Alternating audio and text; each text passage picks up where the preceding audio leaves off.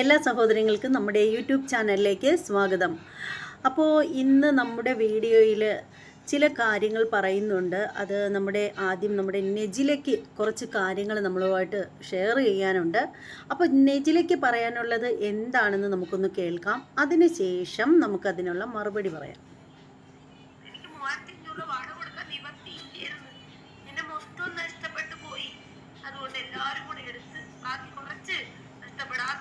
സ്വർണം കൂടെ എടുത്തിട്ടാണ് എനിക്ക് വീട് പണിയുന്നത്. മക്കൾക്ക് കഴിക്കാൻ ഭക്ഷണം ഇല്ലായിരുന്നു. ഞാൻ പൂട്ടിയിട്ടിട്ടാണ് ബ്ലൗസ് ഒക്കെ ഞാൻ മക്കളെ പോണം. തിരിച്ചു വരുമ്പോ അമ്മക്കൾ രണ്ടുപേരും അടിയും കൂടി ശരീരത്ത് മുറിവുകൾ. എന്നെ എത്ര ദിവസം കൊണ്ടിട്ട് പിച്ച് ചെയ്യുന്ന ഞാൻ എന്റെ ചാനലിലൂടെ ഒരാളെ പേര് പറഞ്ഞിട്ടില്ല. പിച്ച് ചെയ്യുന്ന ഒരു ലൈവും ബാക്കി കാര്യങ്ങളൊക്കെ ഞാൻ കണ്ട്. അവർ അത്ര പോലും പ്രായമില്ലാത്ത ഒരു പെണ്ണാണ്.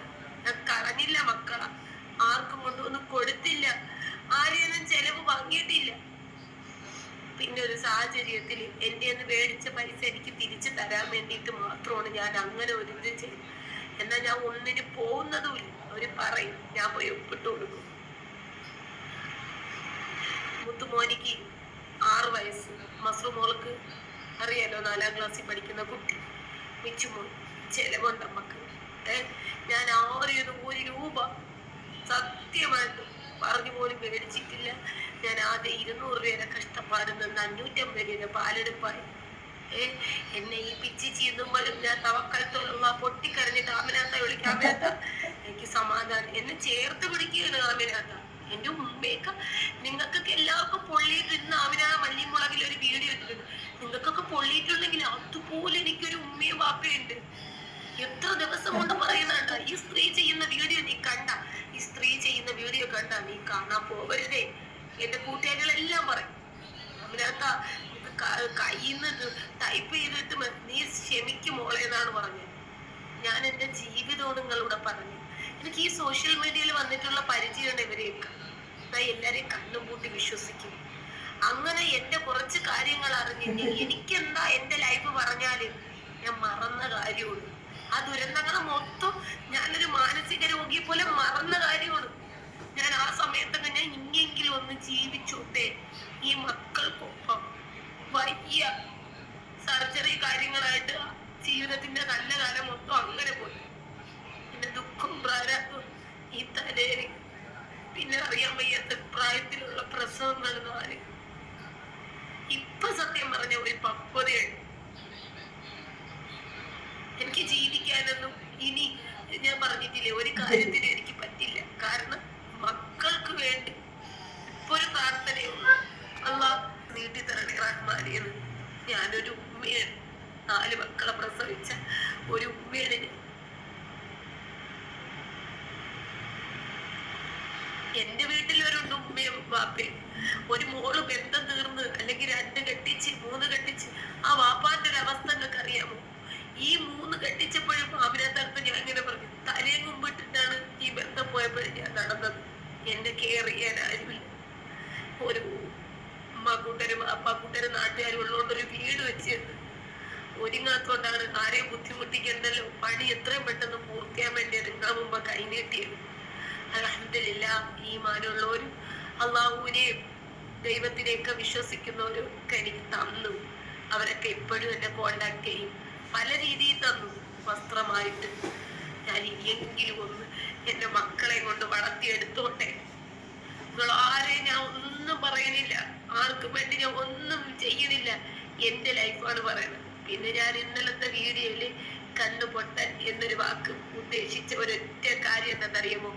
കണ്ണുള്ളവനല്ലേ പീഡനത്തിന്റെ കാലമുള്ളൂ, കണ്ണില്ലാത്തത് അതുപോലും മനസ്സിലാക്കാത്ത എന്തൊക്കെയോ നമ്മുടെ വായിന്ന് വീഴുമ്പോ പിടിക്കാൻ ആ ഒരു ഉദാഹരണമാണ് കൊടുത്തത്. ഞാനല്ലാതെ ഒരാളെന്റെ മുമ്പിൽ വന്നിട്ട് ഞാൻ കണ്ണുപൊട്ടൻ എന്ന് വിളിച്ചിട്ടില്ല.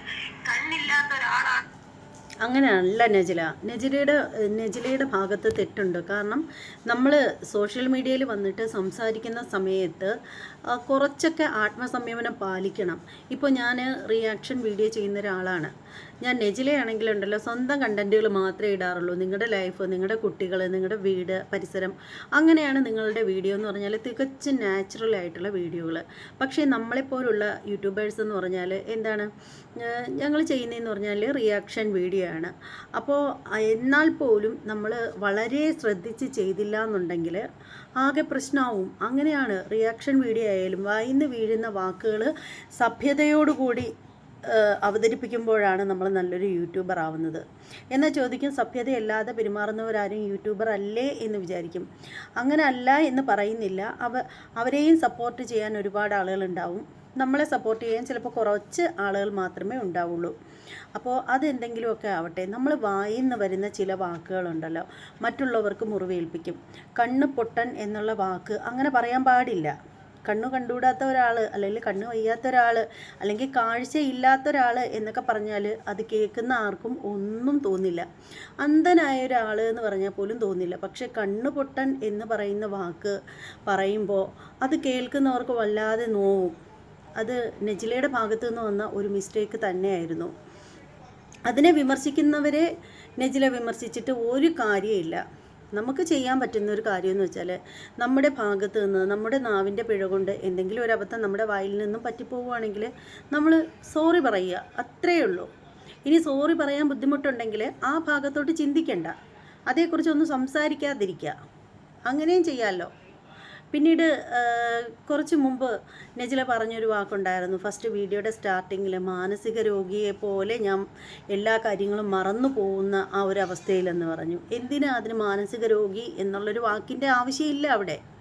ഞാനെല്ലാം മറന്നു പോകുന്ന, അല്ലെങ്കിൽ ഒന്നും എനിക്ക് ഓർമ്മ നിൽക്കാതെ ഉള്ളൊരവസ്ഥ, അങ്ങനെയൊക്കെ പറഞ്ഞാലും കുഴപ്പമൊന്നുമില്ലല്ലോ, അങ്ങനെയും പറയാമല്ലോ. അതിന് ഈ ഉദാഹരണങ്ങൾ പറയുമ്പോൾ നമ്മൾ, അതും സോഷ്യൽ മീഡിയയിൽ വന്നിട്ട് ഉദാഹരണങ്ങൾ പറയുമ്പോൾ നമ്മളൊന്ന് ശ്രദ്ധിച്ച് പറയണം. മാനസിക രോഗിയെ പോലെ ഒന്നും ഓർമ്മയിൽ നിൽക്കാത്ത അവസ്ഥ എന്ന് പറയേണ്ട ആവശ്യമില്ല. എനിക്കൊന്നും ഓർമ്മയിൽ നിൽക്കുന്നില്ല, അത്തരത്തിലുള്ളൊരു വല്ലാത്ത അവസ്ഥയിലായിപ്പോയി ഞാൻ എന്ന് പറഞ്ഞാൽ പോരായിരുന്നോ? അപ്പോൾ അതൊക്കെയാണ് നെജിലയുടെ ഭാഗത്തു നിന്ന് വരുന്ന കുറേ കുറവുകളല്ല, കുറ്റങ്ങൾ. അപ്പോൾ ഇങ്ങനെ കുറ്റം കണ്ടുപിടിക്കാനിരിക്കുന്ന ആളുകൾ എന്ത് കുറ്റം ഉണ്ടെങ്കിലും പറയും. ഇതുപോലെയൊക്കെയുള്ള കാര്യങ്ങൾ പറയുമ്പോൾ അത് ഇഷ്ടപ്പെടാത്ത ആളുകൾ നന്നായിട്ട് റിയാക്ട് ചെയ്യും. അത് കേട്ടിട്ട് നെജില സങ്കടപ്പെടാൻ നിൽക്കുകയാണെങ്കിൽ നെജിലയ്ക്ക് എന്നും ഇങ്ങനെ സങ്കടപ്പെട്ടുകൊണ്ടിരിക്കാൻ മാത്രമേ പറ്റത്തുള്ളൂ.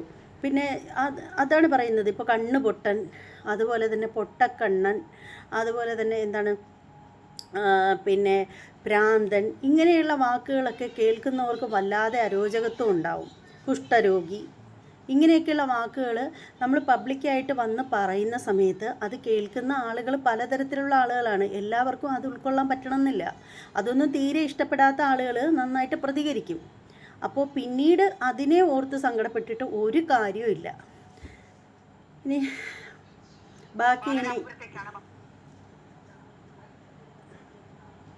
വീഡിയോയില് കണ്ണു പൊട്ടൻ എന്നൊരു വാക്ക് ഉദ്ദേശിച്ച ഒരൊറ്റ കാര്യം എന്താണെന്നറിയാമോ? കണ്ണുള്ളവനല്ലേ പീഡനത്തിന്റെ കാലമുള്ളൂ, കണ്ണില്ലാത്തത് അതുപോലും മനസ്സിലാക്കാത്ത എന്തൊക്കെയോ നമ്മുടെ വായിന്ന് വീഴുമ്പോൾ പിടിക്കാൻ ആ ഒരു ഉദാഹരണമാണ് കൊടുത്തത്. ഞാനല്ലാതെ ഒരാളെന്റെ മുമ്പിൽ വന്നിട്ട് ഞാൻ കണ്ണുപൊട്ടൻ എന്ന് വിളിച്ചിട്ടില്ല. കണ്ണില്ലാത്ത ഒരാളാണെങ്കിൽ നമുക്ക് ധൈര്യമായിട്ട് പോവാം. എന്താണ് അവൻ കാരണം ഇന്നത്തെ കാലം അങ്ങനത്തെ കാലമാണ്. നമുക്ക് പെമ്മക്കളെ, പ്രത്യേകിച്ച് പെമ്മക്കളെ അത്ര സുരക്ഷിതത്വത്തില് നമ്മള് ഇന്നലെ തന്നെ പരിപാടിക്ക് ഡ്രസ്സ് മാറുന്ന നമ്മളെ പെൺ ടീച്ചേഴ്സ്മാരാണ്. ഇത്തിരി വലിയ കുട്ടികൾ അവരെ രക്ഷാർത്ഥം അത്ര കെയറിങ്ങിലും കാര്യങ്ങളിലുമാണ് നമ്മൾ ചെയ്യുന്നത്. കാരണം നമ്മളെ മക്കള്, ഈ സമൂഹം എന്ന് പറഞ്ഞാൽ വല്ലാത്ത സമൂഹമാണ്, മനസ്സാക്ഷി കുറവ്. ഞാൻ ഈ അല്ല നെജില പറഞ്ഞ ഒരു വാക്കിൻ്റെ മറുപടി പറയാൻ ഇത്തിരി ലേറ്റായി. ഇപ്പോൾ ഞാൻ നെജില ഇനി അടുത്ത സെക്ഷൻ എന്താണ് പറയുന്നതെന്ന് ശ്രദ്ധിച്ചതായിരുന്നു. നെജില പറഞ്ഞൊരു വാക്കുണ്ടല്ലോ, കണ്ണ് പൊട്ടൻ എന്നുള്ള പ്രയോഗം വന്നിട്ട്, കണ്ണു പൊട്ടനെയാണ് വിവാഹം കഴിക്കുന്നതെങ്കിൽ ഒരു പക്ഷേ മസറൂറ മോളെ സുരക്ഷിതമായിട്ട് ഏൽപ്പിച്ചിട്ട് പുറത്തേക്ക് അങ്ങനെ പോയാലും കുഴപ്പമുണ്ടാവില്ല. കണ്ണുള്ളവരാണെങ്കിൽ കുട്ടിയെ ഉപദ്രവിക്കാൻ ചാൻസ് ഉണ്ട്. ആ ഒരു രീതിയാണ് നെജില പറഞ്ഞത്. അതായത് രണ്ടാമതൊരു വിവാഹം കഴിച്ചാൽ ഒരു പക്ഷേ കണ്ണില്ലാത്ത ആളാണെങ്കിൽ പിന്നും കുഴപ്പമില്ല, കണ്ണുള്ളവനെ ആണെങ്കിൽ പെൺമക്കളെ നമ്മൾ വിശ്വസിച്ച് ഏൽപ്പിച്ചിട്ട് പോകാൻ പറ്റില്ല എന്നുള്ളൊരു കാര്യമാണ് നെജില പറഞ്ഞു വെച്ചത്. അപ്പോൾ എനിക്ക് ചോദിക്കാനുള്ള ഒരു കാര്യമെന്ന് വെച്ചാൽ, എൻ്റെ നെജിലെ, ഇതൊക്കെ നെജിലയുടെ വെറും തോന്നലാണ്. കണ്ണുണ്ടെങ്കിലും കണ്ണില്ലെങ്കിലും കുഴപ്പമൊന്നുമില്ല, അവരുദ്ദേശിക്കുന്ന കാര്യം നടക്കും. അത് കണ്ണുണ്ടാവണമെന്നൊന്നും ഒരു നിർബന്ധവുമില്ല. ഓക്കെ, ഞാൻ പറഞ്ഞത് നെജിലേക്ക് മനസ്സിലായി കാണും എന്ന് വിശ്വസിക്കുന്നു. അതായത് ഈ കണ്ണ് കാണാൻ വയ്യാത്ത ആളുകൾ എല്ലാ കാര്യങ്ങളും നോക്കുന്നവരാണ്. കണ്ണ് കാണാൻ പാടില്ലെന്ന് പറഞ്ഞ് അവരൊരിടത്ത് ഇരിക്കത്തില്ല. കണ്ണില്ലാത്തവർ എത്രയോ ആളുകൾ, കണ്ണ് കാണാൻ പാടില്ലാത്ത സഹോദരങ്ങൾ എത്രയോ പേര് കിണറ്റിൽ നിന്ന് വെള്ളം കോരുന്നവരുണ്ട്, അരയ്ക്കുകയും ചായ അടിക്കുകയും നല്ല രീതിയിൽ കുക്ക് ചെയ്യുന്ന ആളുകളുണ്ട്. എനിക്കറിയാം അതിൽ ചില ആളുകളെയൊക്കെ. അപ്പോൾ അതുകൊണ്ട് തന്നെ നജില മനസ്സിലാക്കൂ, കണ്ണ് കാണാൻ പറ്റാത്ത ആളുകൾക്ക് ഒന്നിനും പറ്റില്ല എന്നുള്ളൊരു തോന്നലൊന്നും ഉണ്ടാവണ്ട. അവർക്ക് എല്ലാ കാര്യങ്ങളും അവരുടേതായ രീതിയിൽ അവർക്ക് ചെയ്യാൻ സാധിക്കും. അത് ദൈവികമായിട്ട് അവർക്ക് ജന്മനാ കൊടുത്തിരിക്കുന്ന ഒരു കഴിവാണ് നജില. അല്ലാതെ കണ്ണിന് കാഴ്ചയില്ലെന്ന് പറഞ്ഞിട്ട് അവർ അത്തരത്തിലൊന്നും, അതായത് ഗോവിന്ദച്ചാമിയുടെ കാര്യം തന്നെ നിങ്ങളൊന്ന് ആലോചിച്ച് നോക്കൂ. ഒരു കൈക്ക് സ്വാധീനം കുറവായ ഗോവിന്ദച്ചാമി ചെയ്തു വെച്ച പണി എന്താണ്? അപ്പോൾ രണ്ട് കൈ ഇല്ലെങ്കിലും അവർ ഉദ്ദേശിച്ചിട്ടുണ്ടെങ്കിൽ അതൊരു ആ ഒരു സമയത്തുള്ളൊരു പവറാണ്, എനർജിയാണ്, സ്പെഷ്യൽ എനർജി. അപ്പോൾ അതും ഇതും തമ്മിൽ പറഞ്ഞിട്ട് ഒരു കാര്യമില്ല നജില. ഞാൻ 2010 SSLC എക്സാം എഴുതി. അന്നൊന്നും നമുക്കൊന്നും അറിയില്ല. ഇന്ന് ഞാനൊരു സ്ട്രോങ് ഒരു ആളാണ്. കാരണം എനിക്ക് എന്ത് വന്നാലും, എൻ്റെ ഫാമിലിയിൽ എന്ത് വന്നാലും എനിക്ക് കൈകാര്യം ചെയ്യാൻ പറ്റും. പക്ഷെ എന്നെ പിച്ചി ചീന്താൻ വരരുത്. കാരണം എനിക്കുണ്ടൊരു ഉമ്മയും ഉപ്പ, എനിക്കുണ്ട് 3 മക്കൾ. ഞാൻ 4 മക്കളെ പ്രസവിച്ച ഉമ്മയാണ്. ഒറ്റയ്ക്ക് തുഴയുന്നവർക്കേ അറിയത്തുള്ളൂ. നിങ്ങളാ മക്കൾ ചിലപ്പോൾ വീട്ടിൽ ഇരിക്കുമ്പോ ഞാൻ ചോര നീരാക്കുന്നത് എന്തെന്നറിയാമോ? എൻ്റെ 3 മുമ്പ് എൻ്റെ കുരുന്നുകളുണ്ട്. എനിക്ക് പഠിപ്പിക്കണം. എൻ്റെ മക്കളാ എൻ്റെ അവസ്ഥ പോലെ ആവരുത്. സുഖമായി കെട്ടിപ്പിടിച്ചിട്ട് ഞാൻ പറയും, ഉമ്മച്ചീനെ പോലെ ആവരുത്. നീ ഉള്ളത് കൊണ്ടായിരിക്കും, അള്ളാഹു ഒരു പെൺകുഞ്ഞിനെ തന്നത് കൊണ്ടായിരിക്കും നജില എന്ന് പറയുന്ന ഒരു വ്യക്തി ഇത്രയും നാൾ ഒരു മാനസിക രോഗി ആവാത്തത്. എനിക്ക് എന്തെങ്കിലും സംഭവിച്ചു പോയി നിങ്ങൾ പറഞ്ഞ അത്രയൊക്കെ എന്റെ തലയിൽ ആഘാതങ്ങൾ ഏറ്റിട്ടുണ്ട്. ഇപ്പോഴും പോയി എന്റെ മനസ്സ് ആ നോമ്പിനെന്നൊക്കെ നിങ്ങൾ പറഞ്ഞ ആ വാക്കിലൊക്കെ എന്റെ മനസ്സ് പൊട്ടിക്കരേനെ.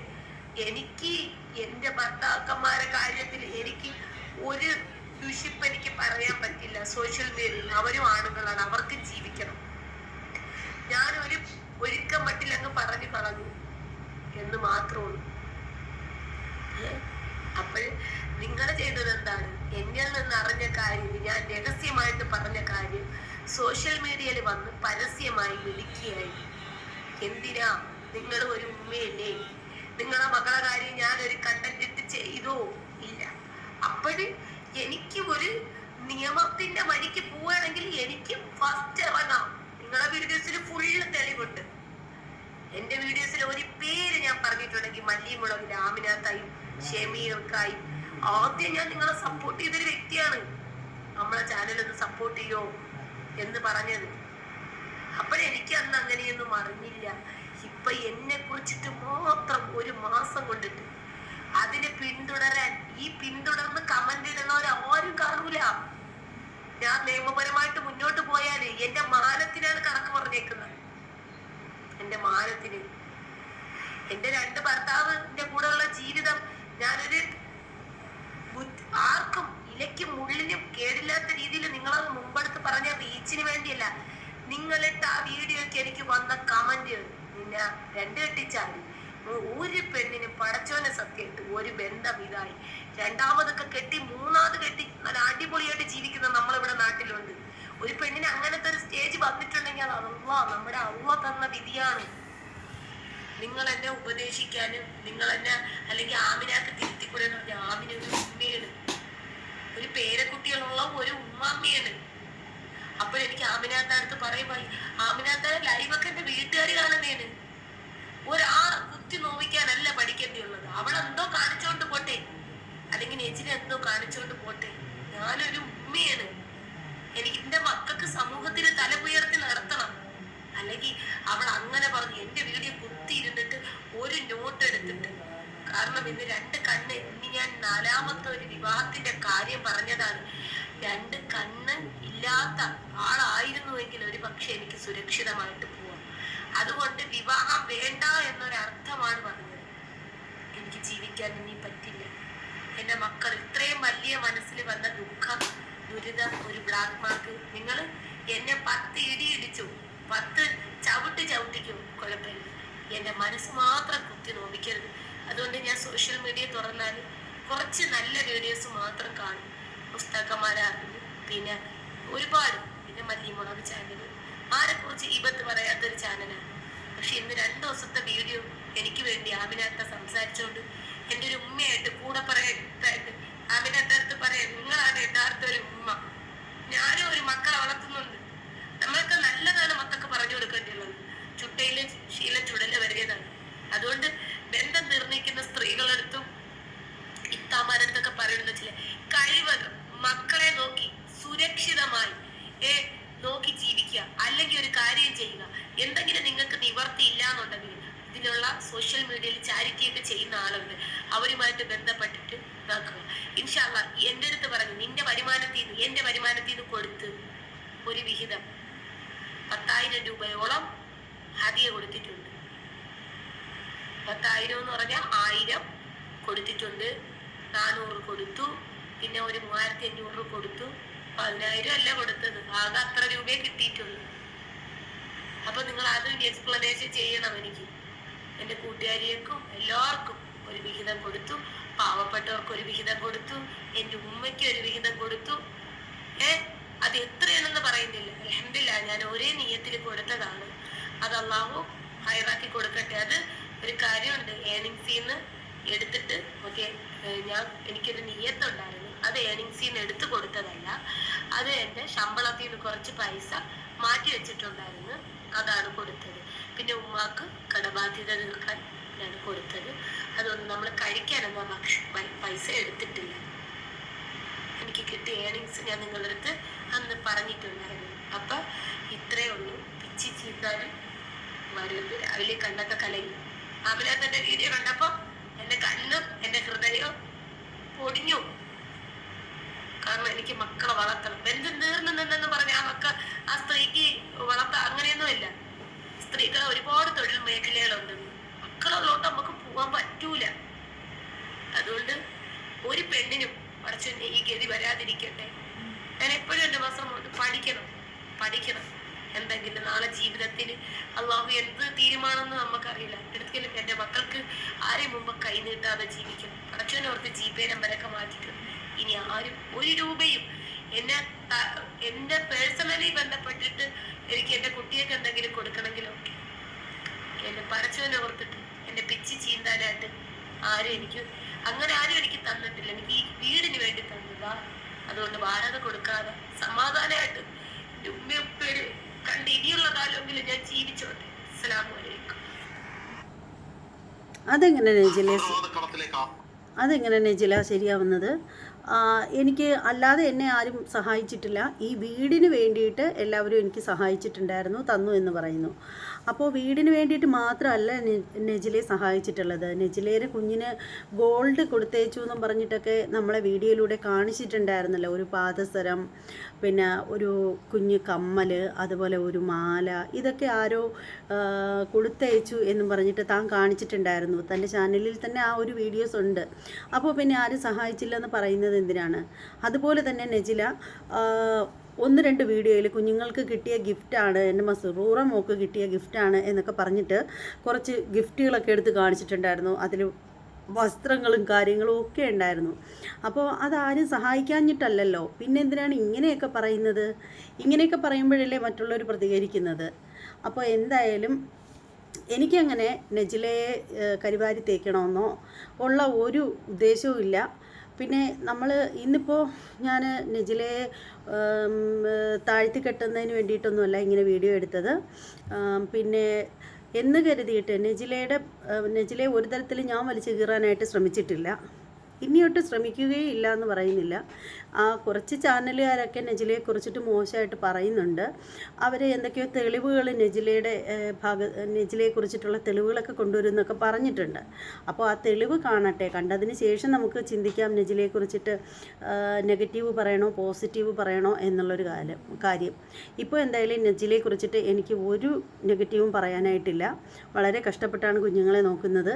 അപ്പോൾ മറ്റുള്ളവർ പലരും പറഞ്ഞ് ഞാൻ കേട്ടിട്ടുള്ള ഒരു കാര്യം കാര്യമാണ്. അവരവർക്ക് കുഞ്ഞുങ്ങളുണ്ടായാൽ നോക്കിയേ പറ്റൂ. അതിനത്ര പുതുമ പറയേണ്ട കാര്യം എന്താണെന്ന്. പുതുമ പറയേണ്ട കാര്യമൊന്നുമില്ല. പക്ഷേ 3 കുഞ്ഞുങ്ങളെ ഒരേപോലെ നോക്കുന്നത് കുറച്ച് കഷ്ടപ്പെട്ട കാര്യമാണ്. അതും ചെറിയ മക്കളെ ആകുമ്പോഴത്തേക്ക് അവരെപ്പോലുള്ള എല്ലാ അമ്മമാരെയും ആ ഒരു കാര്യത്തിന് സല്യൂട്ട് ചെയ്യാതെ പറ്റില്ല. എന്തായാലും ഇനി മറ്റൊരു വീഡിയോയുമായിട്ട് വരാം. നിങ്ങളുടെ അഭിപ്രായം എന്താണെന്ന് വെച്ചാൽ നിങ്ങൾ കമൻ്റായിട്ട് രേഖപ്പെടുത്തിക്കോളൂ. പിന്നെ നമ്മുടെ ചാനൽ ഇതുവരെ സബ്സ്ക്രൈബ് ചെയ്യാത്ത ആളുകളൊക്കെ ഉണ്ടെങ്കിൽ ഒന്ന് സബ്സ്ക്രൈബ് ചെയ്തോളൂ. ബെല്ലൈക്കൻ അമർത്താനും മറക്കരുത്.